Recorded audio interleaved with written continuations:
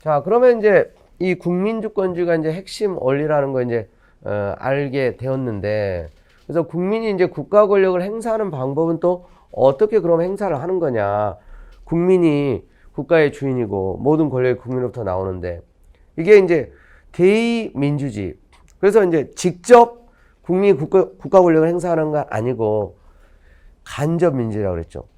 대표를 선출해서 그들로 하여금 의사를 결정하게 하는 방식이에요. 그 대표를 그러니까 선출하는 방식이 중요하겠죠. 그래서 이제 그게 이제 선거를 통해서 구현되고 이제 선거제도를 또 보게 됩니다.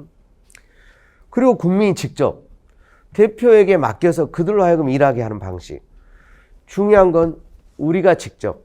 그게 이제 국민투표. 좀 전에도 얘기했던 72조 103조 2항에. 자, 그래서 대의민주주의에 대해서 좀 더 보시면 선거를 통해서 국민의 대표를 선출하고 그 사람들에게 국가 권력을 맡기는 거예요. 자, 국회의원 선거, 대통령 선거, 단체장 선거, 지방원 선거 다 이 원리입니다. 선거로 대표를 뽑는 거죠. 그들에게 그래서 이제 여러분을 대신해서 일을 하게 하는 겁니다. 아시겠죠? 그래서 여러분 이제 선거가 그래서 너무너무 중요한 거예요. 그래서 여러분 이제 뭐 선거를 민주주의의 꽃이다. 선거의 성패가 민주주의의 성패를 좌우한다. 이런 얘기를 그래서 하는 거예요. 그래서 이제 사실은 여러분 회사도 마찬가지예요. 회사도 직원을 잘 뽑아야 되죠. 그리고 임원을 잘 뽑아야 되죠. 왜냐? 그들이 결국 주주들을 위해서 일을 하기 때문에 그들이 성실하게 잘했을 때 회사가 성과도 나고 또 경쟁력도 있고 매출이 증대돼서 주주의 이익이 증대되는 거예요. 그래서 이제 국가도 동일한 원리입니다. 그래서 국민의 수도 많고 이해관계도 복잡 다양해서 국민들이 다 직접 모여서 의사결정하기가 어려워요. 그래서 오늘날 대부분의 국가는 이 대의제 민주주의를 중심으로 중요한 이제 국민주권 원리 또 국가 의사결정이 이제 작동되는 시스템을 갖추고 있는 거예요. 그러면서 직접 민주주의 요소를 가미하는 거죠. 중요한 건 직접 국민들이 결정할 수 있도록. 자, 여기서 또 그래서 이제 선거제도를 조금 더 이제 살펴보면, 자, 대의제 민주주의, 대의민주주의를 실현시키기 위한 가장 중요한 수단이다. 그래서 이제 국민이 대표를 선출하는 거예요. 국민의 대표자를 선출하는 선거를 통해서 우리가 간접적으로, 그래서 간접민주라고 하는 게 대표를 선출하고 그 대표들이 이제 국가의사 정책 결정을 하기 때문에. 근데 이 선거는 대표자를 국민으로부터 이제 선택을 받게 하고 또 정당성을 부여하는 너무너무 중요한 이제 절차인 거예요. 과정이에요. 그래서 우리가 선거하는 날 나라의 주인이고 또 권력의 핵심이라는 것을 거기서 알게 돼요. 국민주권주의.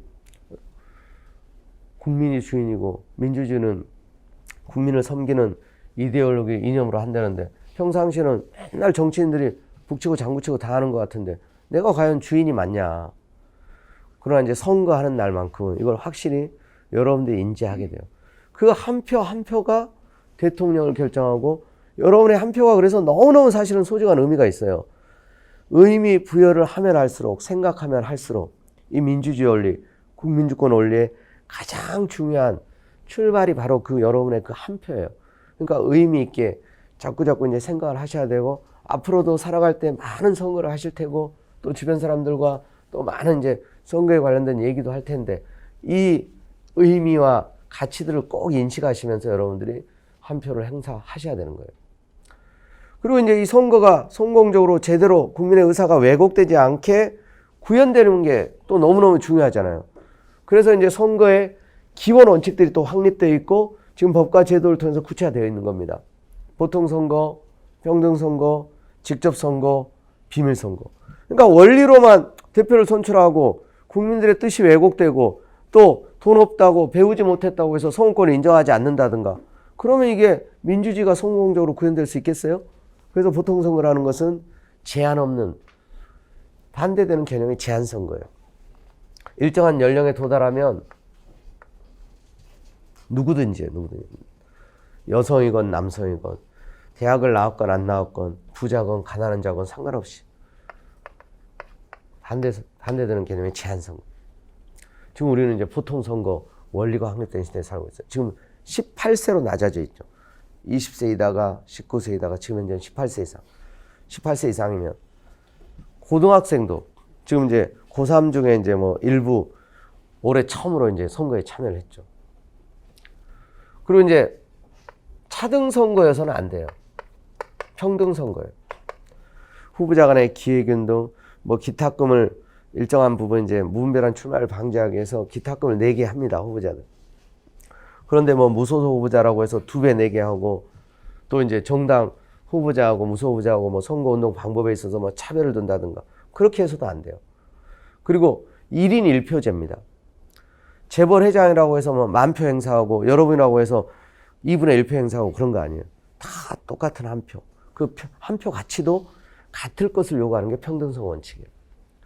직접 선거. 여러분이 직접 선택한다는 거예요. 중간 선거에는 외계하지 않고 그 간접 선거를 하던 시절도 있었죠.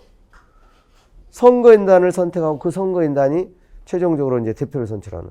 그러면 선거인단 거치는 과정을 통해서 왜곡될 수가 있어요. 직접 여러분들이 직접 대통령도, 직접 국회의원도, 직접 시장도, 구청장도 선택하는 거. 그리고 공개 선거에 반대해요. 공개. 여러분들이 누구에게 투표했는지 공개당하지 않고 비밀이 보장되는. 그래야 여러분들이 자유롭게 이게 이제 또 자유롭게 심판하는 의미가 또 있어요. 기표소 안에 들고도 누구 찍는지 감시하고 본다면 또 역시 국민들의 자유로운 선택과 자유로운 심판이 이루어지기가 어렵겠죠. 이게 이제 기본적인 4대 선거 원칙이고요. 자세한 거는 또 우리가 나중에 공부를 할 겁니다. 이게 대통령, 국회의원 선거할 때 다 이 원칙에 의해서 선거를 합니다. 자, 그 다음에 이 국민투표제도라는 게 있어요. 72조, 103조 두 군데 있다 그랬죠. 국민이 국가정책 결정에 직접 참여하는 대표적인 제도입니다. 그래서 국가 의사를 직접, 국민의 의사를 직접 확인할 수 있는 가장 직접적인 제도 중에 하나가 바로 이 국민투표제도. 그래서 행정수도 이전할 거냐 말 거냐. 국민에게 물어봐서 국민이 직접 결정하게 하는 거 가장 확실한 거예요. 그럼 이제 여야 간에 계속 뭐 갈등과 대립을 빚을 필요가 없어요. 국민들의 어떤 투표 결과에 따라서 거기에 따라서 이제 조치를 취하면 되니까. 자, 근데 이건 현실적으로 여러 가지 이제 물리적인 또 이제 비용적인 한계 때문에 자주 많이 활용하기는 좀 어려운 측면은 있습니다. 그래서 이제 각국헌법에서 점차 사라지고 이제 구체적인 사안에 대해서 제한적으로만. 그러니까 뭐 사사건건 다 국민투표로 결정할 수 없어요. 그럼 뭐 비용의 문제, 또 시간의 문제, 또 이제 정작 1년에 뭐 수십 차례씩 국민투표를 한다고 생각해 보세요. 그러면 이제 그 국민투표 준비해야죠. 또 하루 날 잡아서 해야 되죠. 그 수많은 수천만 명의 유권자들이 참여를 하는 이런 선거를 한번 하다 보면 비용의 문제도 만만치 않죠. 그래서 장점은 있는데 또 단점도 있기 때문에 제한적으로 활용을 하고 있는 겁니다. 자, 우리 헌법에 보면 두 군데라 그랬죠. 외교, 국방, 통일, 기타 국가 안위에 대한 중요 정책에 대해서 대통령이 국민투표에 붙일 수 있도록 하고 있어요. 그래서 지금 행정수도 이전의 문제는 외교, 국방, 통일 사실은 어떤 의미에서는 다 관련되는 관련성이 있다고 볼 수 있어요. 원래 이제 수도의 지리적 위치는 이제 군사적인 또 이제 국방과 관련되는 이유가 되게 크죠. 역사적으로도 그렇고. 그리고 이제 남북한 언젠가는 이제 또 통일이 돼야 되는데 이제 그런 관점에서도 또 남북 관계도 고려해야 되고 서울이 이제 너무 이제 휴전선에 가까이 있는 거 그 지정학적 리스크가 있고 그리고 국토의 이제 균형 발전 또 외교 그리고 이제 충청권 또 서해안 시대 뭐 얘기하는데 아무래도 그쪽에 가 있게 되면 뭐 중국 이 대륙과 관련해서 이제 외교적으로도 조금 더 이제 적극적으로 대처할 수 있는 여지가 있지 않느냐 뭐 이런 이제 주장을 하는 사람들도 있어요. 그리고 이제 지소미아 종료할 거냐 말 거냐 한미 FTA 협정 추진할 거냐 말 거냐 이런 부분들도 사실은 이 중요 정책에 다 포섭이 될 수 있는 거예요. 자, 이런 이제 관련 판례들도 굉장히 중요한 내용들이 많은데 그러면 우리가 이제 본격적으로 공부를 할 때 내용을 보시면 충분하겠습니다. 그 다음에 이제 헌법 개정안에 대한 국민투표제도요. 자, 헌법 개정. 지금 그래서 헌법 개정을 통해서 행정수도에 관한 것을 확실히 해버리자. 이런 얘기도 나오죠. 그러니까 결국 이쪽으로 가건 이쪽으로 가건 국민이 이건 결정을 하는 거예요. 사실. 그래서 가장 직접적인 참정권 중에 대표적인 게 국민투표제인데 헌법 72조 103조 2항이 규정하고 있다. 자, 이게 이제 시험에서도 지금 현실적으로도 굉장히 이제 중요한 이슈가 되고 있는 거예요. 자, 그다음에 헌법은 기타 이제 이 국민투표제 외에는 대의제를 통해서 대표를 선출해서 그들로 하여금 중요한 의사 결정을 하게 하는 간접민주를 통해서 이제 기본적인 정치가 이제 구현되고요. 국민투표는 조금 이제 제한적이다. 이 두 가지. 그래서 이쪽이 이제 주라고 보시면 되고 이게 보완적이고 보충적이다 이렇게 보시면 돼요. 그래서 국민이 국가 권력을 행사하는 방식이 이렇게 이제 큰 틀에서 이루어진다 생각하시면 될 것 같습니다. 그리고 또 하나 오늘날 중요한 게 이거예요. 여론. 그래서 이제 여론 형성을 통해서 여러분 정치적 결정에 영향을 끼칩니다. 여러분들이 이제 어떤 신문 기사 요즘에 이제 인터넷을 많이 하지 않습니까? 댓글 다는 것도 그 하나의 댓글이 모여서 수십 개, 수백 개, 수천 개가 되고 그게 여론이 되는 거예요. 그리고 여러분 친구들과 얘기하죠. 야, 지금 행정수도 얘기 나오는데 너 어떻게 생각해? 그 좋은 생각인 것 같아. 아니야, 이건 정치적인 것 같아. 그래서 그런 얘기들이 이제 모이면 그 여론이 되는 거예요. 야, 이거 내버려두면 안 될 것 같다. 촛불 들고 광화문에 나가자. 청와대 청원 게시판에 쓰자. 뭐 여러 가지 시험 정책과 관련해서도 그렇고, 국가 정책과 관련해서도 그렇고. 그죠? 이게 이제 또 집회 결사 이제 언론 출판을 통해서 국민들의 여론이 형성되고 지금은 여론이 실시간으로 반영되죠. 벌써 여론조사 결과가 나왔어요. 어제 그제 보니까. 국민 다수가 행정수도 이전하는 것을 찬성하는 쪽이다. 그런 여론이 근데 압도적으로 반대하죠. 그럼 추진을 못해요. 그래서 지금은 그래서 이제 굉장히 스마트한 민주주의 시대를 우리가 살아가고 있기 때문에 국민들의 뜻을, 국민 여론을 수시로 살피는 거예요. 여러분, 불과 이제 20, 30년 전만 하더라도 매주 여론조사를 하지 않았어요. 지금 여러분들이 근데 이미 너무나 자주 보게 돼요. 매주 대통령의 국정 지지도, 또 이제 대통령의 어떤, 국정에 대한 신뢰도, 연령별로 20대, 30대, 40대, 50대, 남성, 여성, 굉장히 다양한 빅데이터들이 활용돼 가지고 계속 평가되고 있어요. 이거는 그래서 권력에 대한 어떤 중요한 통제적 역할도 하고 또 국민이 나라의 주인이고 또 국민들의 여론을 무시한, 사실 여러분 선거라고 하는 것은 자주 선거는 치러지지 않잖아요. 그러니까 4년 후에 5년 후에 평가하고 심판하는 것은 너무 멀어. 그러니까 이게 이제 오늘날은 사실 굉장히 또 중요한 그런 권력에 대한 견제, 또 국민주권 원리 구현의 수단과 장치, 소통의 통로로서 중요하다는 것을 알 수가 있어요. 임기 중이라다 보니까 대표자의 정책에 대해서 비판적 여론을 형성함으로써 정책을 수정하고 변경하게 하는 기능을 해요. 사실 여러분 4월 15일 날 총선거를 했잖아요.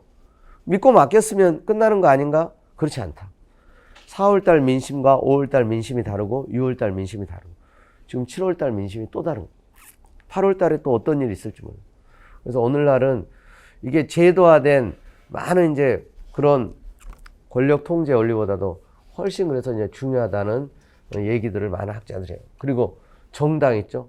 집권당뿐만 아니라 야당도 있고 또 소수당도 있고 각종 이익, 여러분 이익단체라는 게 같은 이익을 공유하는 사람들이 모여서 만든 수많은 사회단체, 또는 이제 기업도 사실은 이제 이윤 추구하는 집단이고, 기업인들이 모이는 게 또 경영자 총연합회도 있고 전국 경제인 연합회도 있고 노동자들이 모인 한국노총, 민주노총, 또 중개사협회, 변호사협회, 세무사협회, 공인 수많은 어떤 단체들.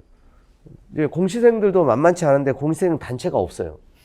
왜냐하면 공부하기 바쁘기 때문에 단체를 결성하고 활동하기가 어려운 거예요. 근데 만약에 조직화된 힘을 가지고 여론을 형성한다면 공시생들 위한 정말 스마트한 이런 시험제도 개편에 대한 거 좀 나아질 텐데 우리가 이제 바쁘다 보니까 그래서 이제 그 싸우느니 빨리 합격해서 그냥 나가는 게 더 빠르기 때문에 그러다 보니까 이제 근데 보통 압력단체, 이익단체들은 계속적인 단체로서 조직하고 활동을 하다 보니까 현실에 있어서는 굉장히 강력한 여론 형성에 이제 이 원심점이 되는 경우도 되게, 구심점이 되는 게 되게 많아요. 그러게 이제 실제로 영향을 끼치는 거죠. 조직적으로 그래서 집회도 하고. 자, 그 다음에, 여론의 자유로운 형성을 위한 여러 가지 이제 보장. 그래서 이게 지금 이제 건강하게 작동함으로써 민주주의, 국민주권 원리, 성공적 군영을 위해서 너무나 중요한 것. 근데 사실 이걸 다른 관점에서 보면 이게 우리들의 여러분 권리예요, 권리. 기본권인 거죠. 언론 출판의 자유, 집회 결사의 자유, 정당 가입의 자유, 활동의 자유, 이런 부분들을 통해서. 그래서 이제 이게 유기적으로 서로 연계해서 여러분들이 활동하고 표출함으로써 그래서 이제 국가 권력을 견제하고 또 통제하고 국민이 주인인 것들을 보여주게 되는 거예요. 여러분 이게 이제 아주 정점에 달았던 극적인 우리 사건 중에 하나가 여러분들도 거기에 참여했던 분들 많이 아마 계실 거예요. 촛불 집회 여러분. 100만 명이 평화적으로 촛불을 들고 광화문 앞에 모여서 그건 세계 언론들이 대서특필하면서 굉장히 깜짝 놀라면서도 부러워했던 광경이에요. 근데 그런 부분들을 우리가 쭉 봤지만 4.19 민주이념을 계승한 우리 국민들의 성숙한 어떤 민주주의 이념과 트레이닝을 받은 국민들의 정말 이건 어떤 퍼포먼스로 흉내낸다고 할 수 있는 게 아니에요. 그래서 그런 부분에 대한 거는 우리가 이제 민주주의 이념을 제대로 이해하고 또 국민들이 국가 권력이 어떻게 작동되고 어떻게 통제하는지를 제대로 보여주는 정말 상징적인 그 모습이에요. 자, 그 다음에 또 민주주의의 중요한 이제 구성 원리가 또 이 다수결의 원칙이라는 거예요. 여러분 어떤 정책 결정에 대해서 모두가 만장일치로 찬성할 수 있는 그런 이제 정책이라는 건 오늘날은 찾아보기가 정말 힘듭니다. 자, 지금 이제 행정수도 이슈가 돼서 계속 말씀을 드리는데 좀 찬성하는 사람이 좀 높기는 하지만 반대하는 분들도 많죠. 그렇잖아요. 자, 지소미아, 일본과의 관계, 중국과의 관계, 미국과의 관계, 미군 철수 문제, 또 남북 문제, 뭐 어떤 정책이든 여러분 반대하는 목소리는 항상 있어요. 찬성하는 목소리도 있고. 그래서 어떤 결론은 내려야 되는데 어떻게 의사결정을 할 거냐. 신라 화백제도와 같은 만장일치로 오늘날 결정하기 어려워요. 그래서 가장 발전된 그리고 가장 다수가 편안하고 공감할 수 있는 의사결정의 방식이 바로 이 다수결의 원칙. 우리 작은 모임에서 여러분 집안에서 올여름 휴가를 어디로 갈 건지 누구는 산으로 가고 누구는 바다로 가지. 또 어떤 사람은 산 바다 다 가지. 비행기 타고 갈 거냐 차 타고 갈 거냐 배낭여행 할 거냐 다 달라요. 성향이 달라요. 두 사람만 모여도 그러니까 걔네들이 믿는 거예요. 어떤 의미에서는 밥 먹으러 갈 때 오늘도 점심 김치찌개를 먹을까 된장찌개를 먹을까.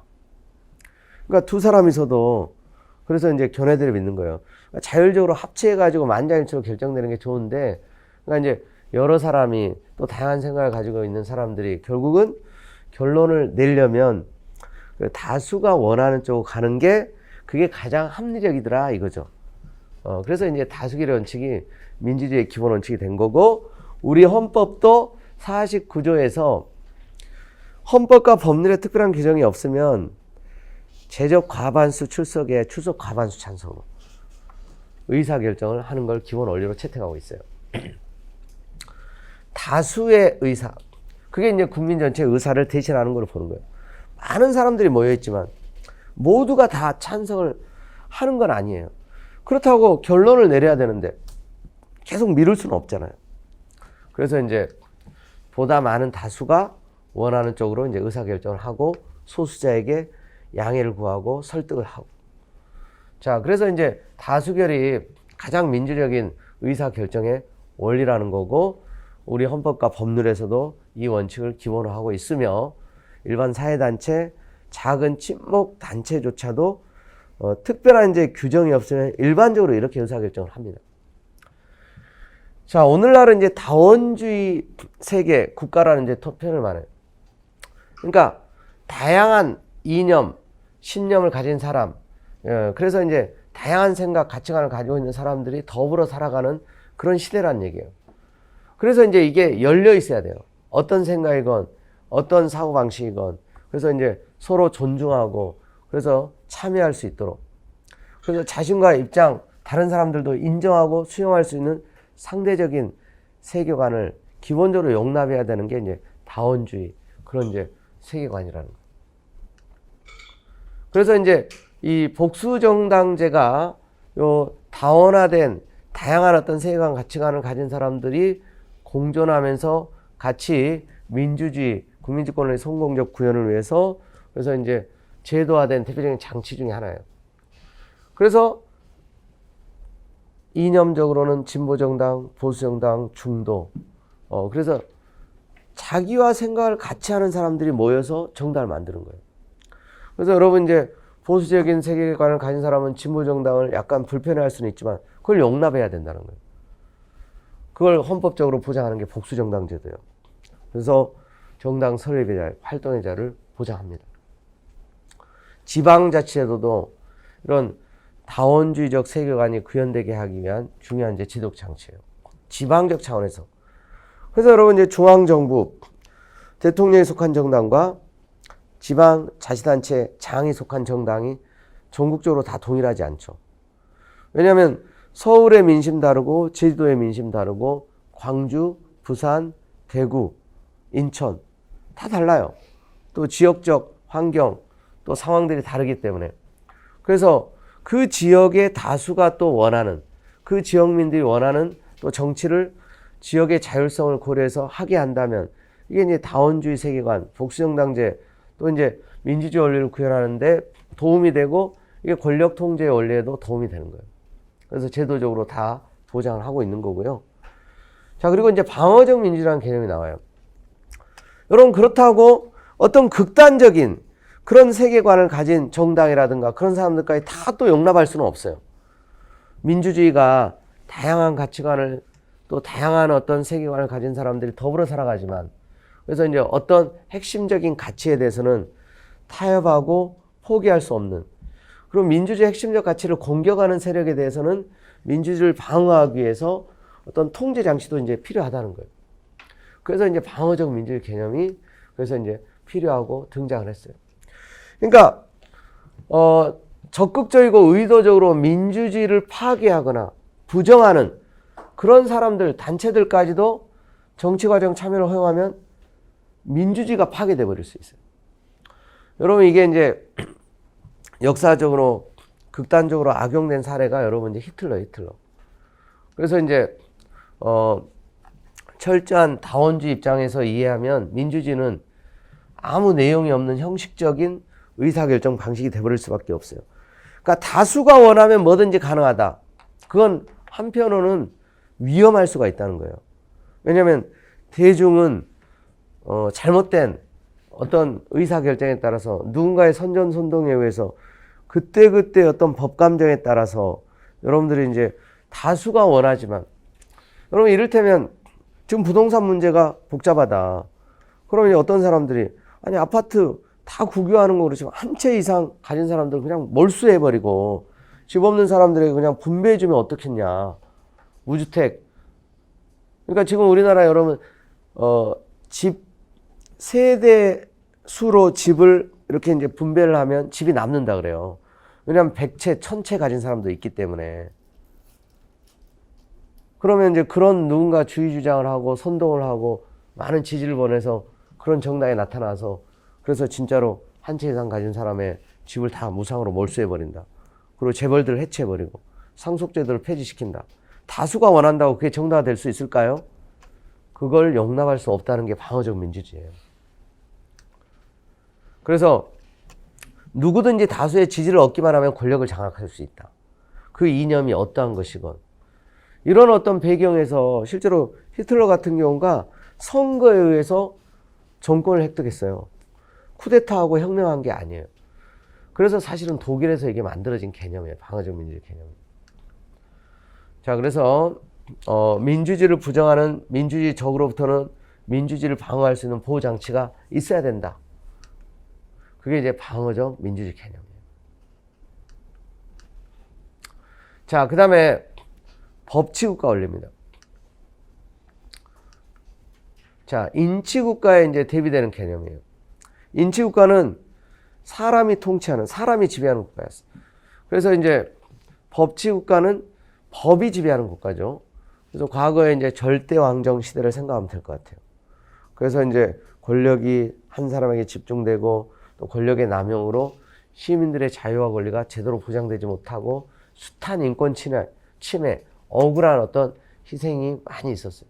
그래서 법에 따라서 권력이 행사되고 법에 따라서 국민에게 의무를 부과하거나 자유와 권리를 제한하더라도 법에 따르도록. 이게 이제 법치국가 개념입니다. 인치국가는 감정적이고 자의적으로 자기 멋대로 통치할 위험이 상존할 수밖에 없어요. 근데 법치국가는 객관적이죠. 법이 정한 절차 방법에 따라서 또 공정한 법에 의해서 통치하게 함으로써 국민의 자유와 권리가 제대로 보장되고 자의적 권력 행사를 막을 수가 있어요. 자, 헌법상 구현된 법치국가 원리를 보면 기본권 보장, 그 목표가 이제 결국 기본권 보장이에요. 국민의 자유와 권리를 제대로 보장하기 위해서.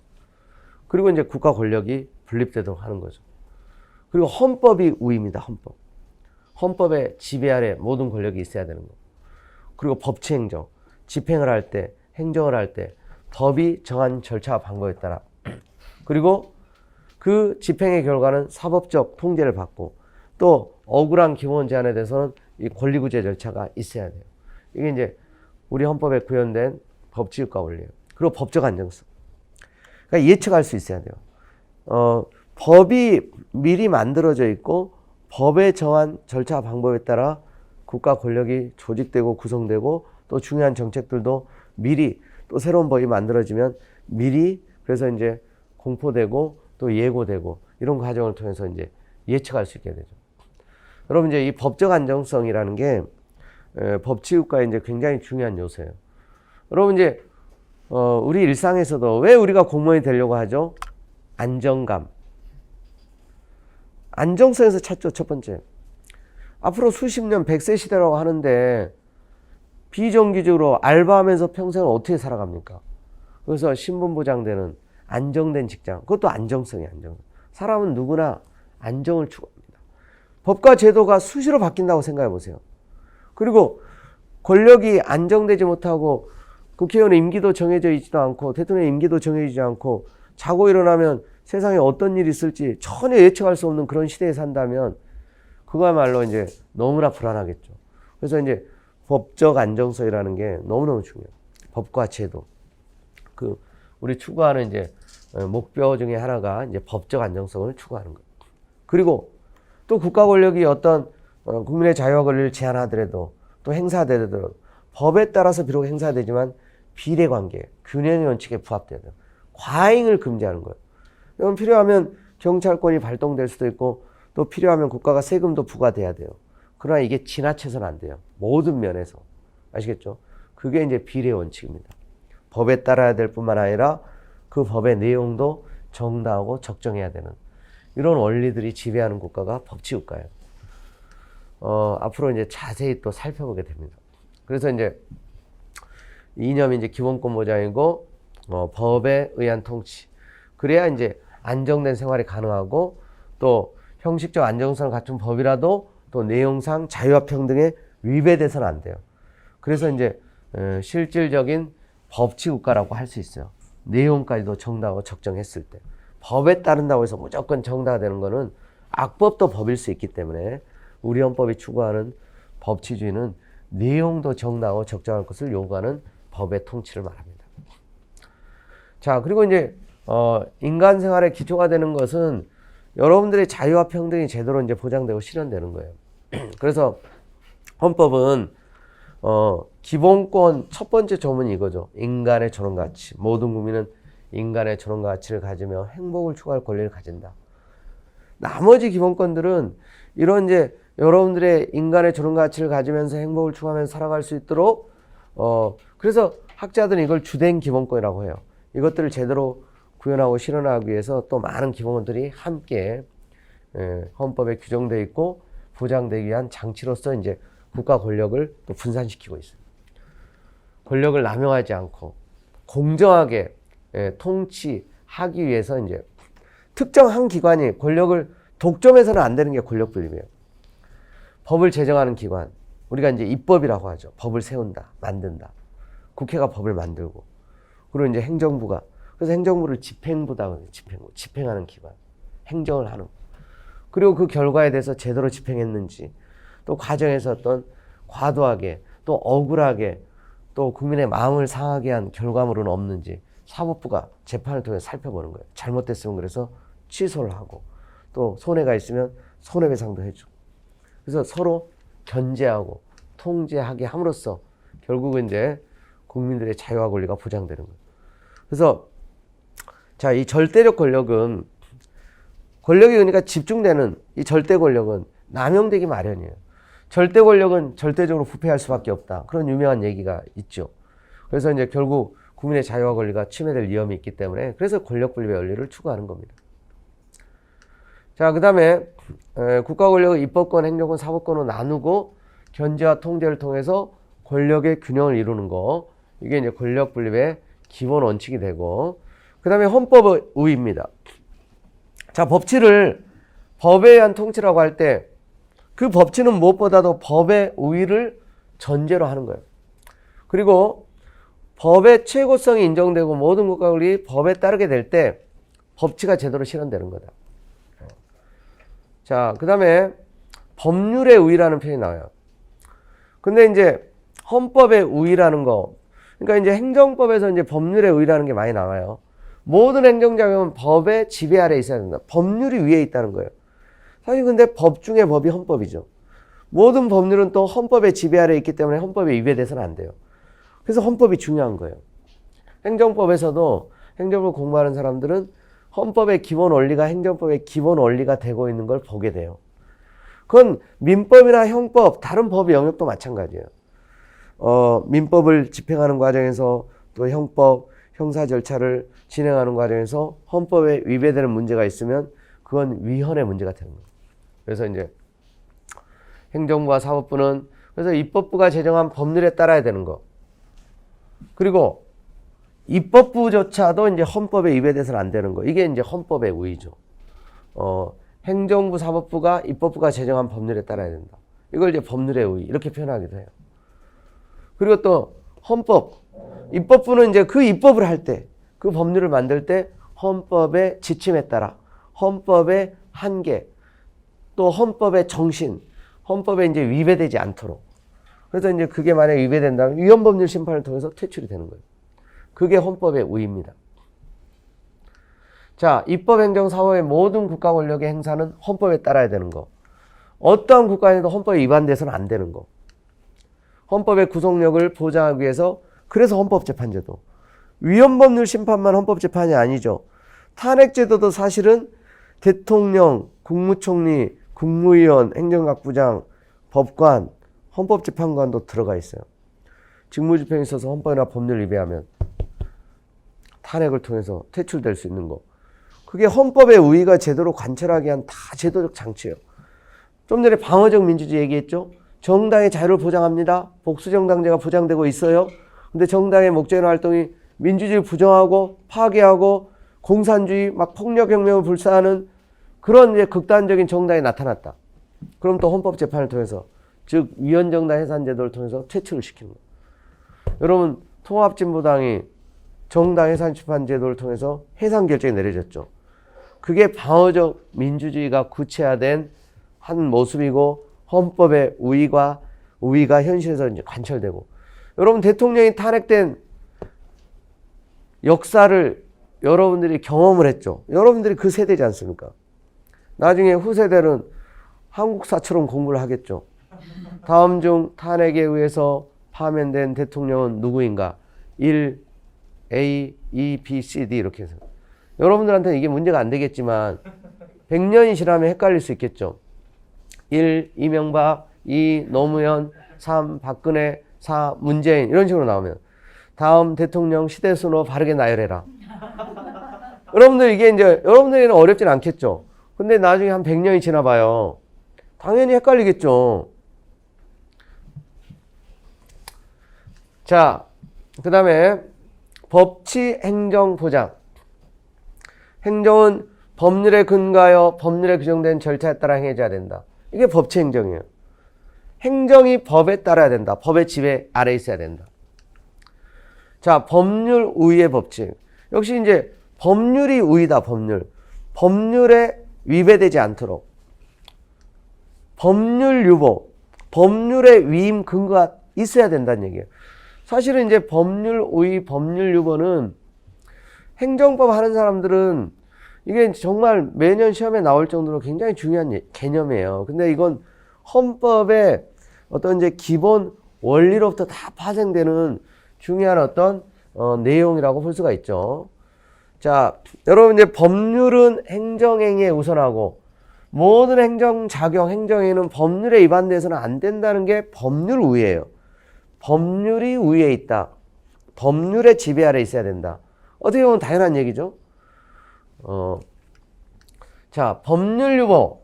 행정부는 법률의 근거에서만 행정행위를 할 수 있다. 법의 근거도 없이, 법의 위임도 없이 행정행위를 해서는 안 된다.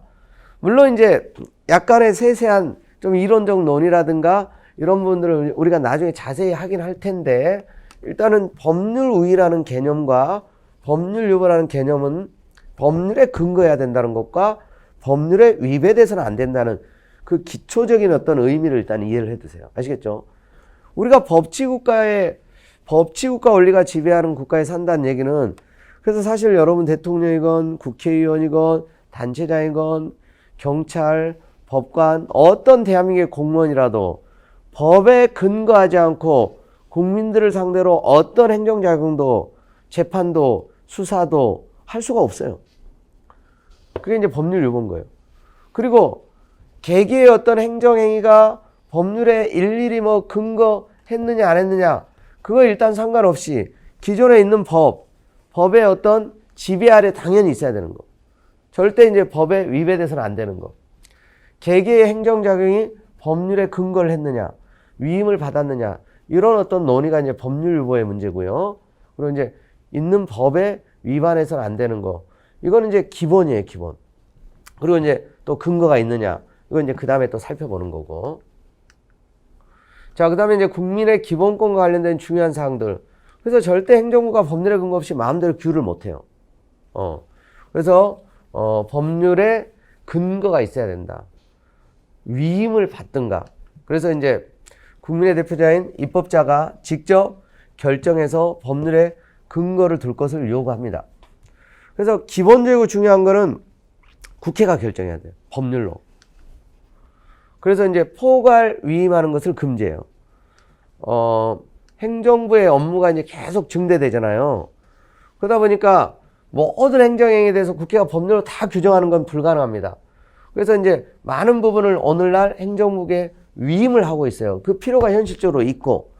자, 그래서 여러분, 법률은 국회가 만듭니다.